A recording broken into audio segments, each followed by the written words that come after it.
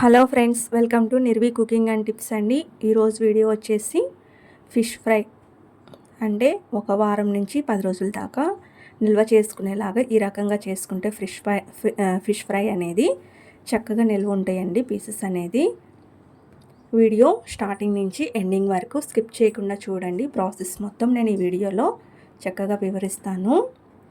ఈ పీస్ ఉంది కదండి, ఫిష్ పీసు, వాటిని ఇలా చిన్న చిన్న ముక్కలుగా కట్ చేసుకోవాలి. నేనైతే ఒక 5 నుంచి 6 ఫిష్ పీసెస్ని ఇలా కట్ చేసుకున్నానండి. చిన్న ముక్కలుగా ఇలా కట్ చేసుకుంటేనే ఈ ఫిష్ ఫ్రై అనేది చాలా బాగుంటుంది. ఇవి శుభ్రంగా వాష్ చేసేసుకొని ఒక బౌల్లోకి తీసుకున్నానండి. దీంట్లో ఇప్పుడు ఒక స్పూను పసుపు, మీ రుచికి తగినంత సాల్ట్ వేసుకోవాలి.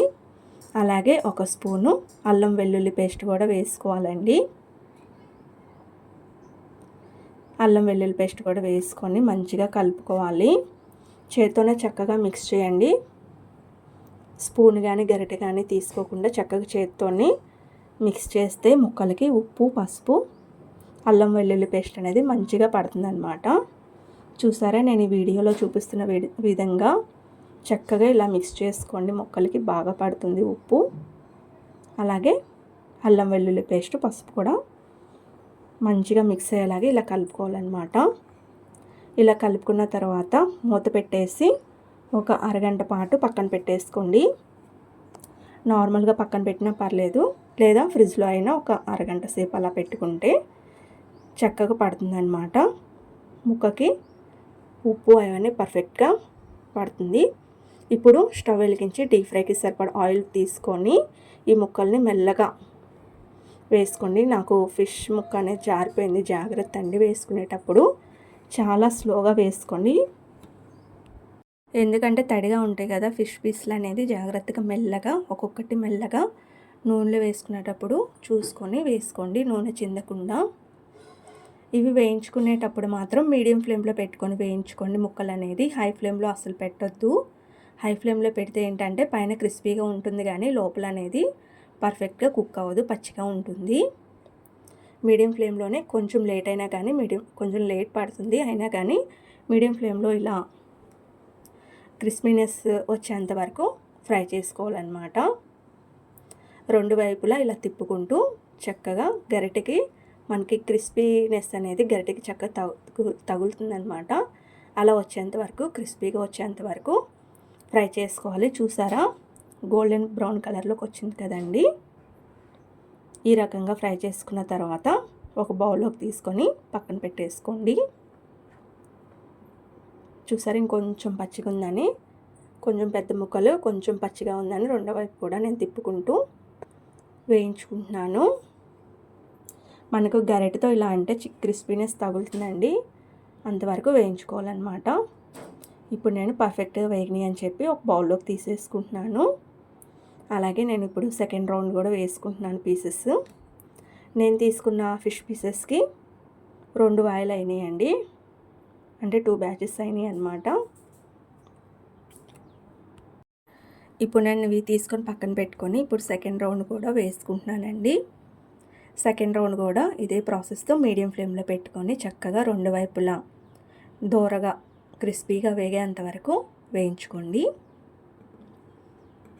ఇవి నేను వేయించడం చూపించట్లేదు, లాస్ట్లో చూపించాను, మర్చిపోయాను అనమాట. క్రిస్పీగా వేగిన తర్వాత తీసేసాను మర్చిపోయి.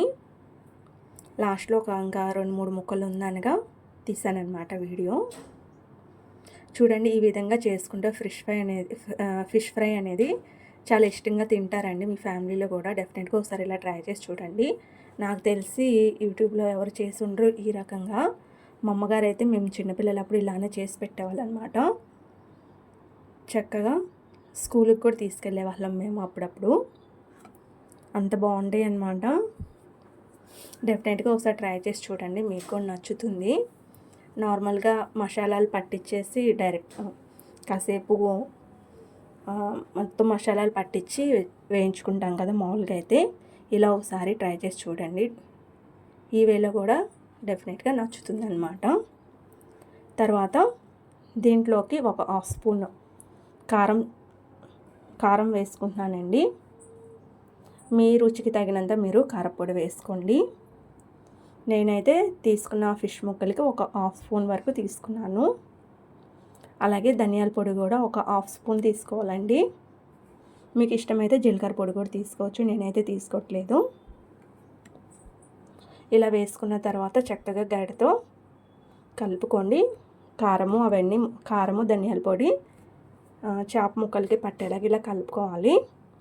ఇంకా ఈజీగా ఇంకా త్వరగా పట్టాలంటే ఇలా టాస్ చేసుకోండి, చక్కగా పడతాయి ముక్కలకి. చూసారా, ఇలా అంటుంటేనే క్రిస్పీనెస్గా తగులుతున్నట్టు అనిపిస్తుంది కదా. తినేటప్పుడు కూడా చాలా బాగుంటుందండి, క్రిస్పీగా వేడివేడిగా చాలా బాగుంటాయి. నేను ఇప్పుడు ఒక ప్లేట్లో తీసుకొని సర్వ్ చేసుకుంటున్నానండి. సర్వ్ చేసుకునేటప్పుడు నేను 4 పచ్చిమిర్చి కొంచెం కరివేపాకు కూడా వేసుకొని గార్నిష్ చేసుకుంటున్నాను. కానీ మీరు స్టోర్ చేసుకోవాలంటే మాత్రం పచ్చిమిర్చితో పాటు స్టోర్ చేసుకోవద్దు. పచ్చిమిర్చితో పాటు స్టోర్ చేసుకుంటే నిల్వ ఉండవు అనమాట. ఫిష్ అనేది మెత్తపడిపోయి స్మెల్ వచ్చేస్తుందండి తర్వాత రోజుకి. కాబట్టి ఇలా పీసులతోనే బాగా ఆరిన తర్వాత ఒక బాక్స్లో తీసుకొని స్టోర్ చేసేసుకోండి.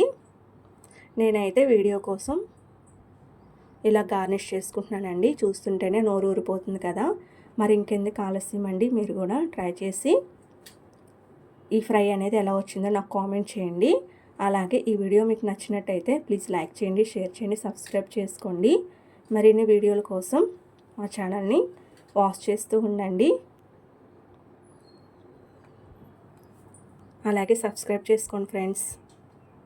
Please subscribe. Thank you.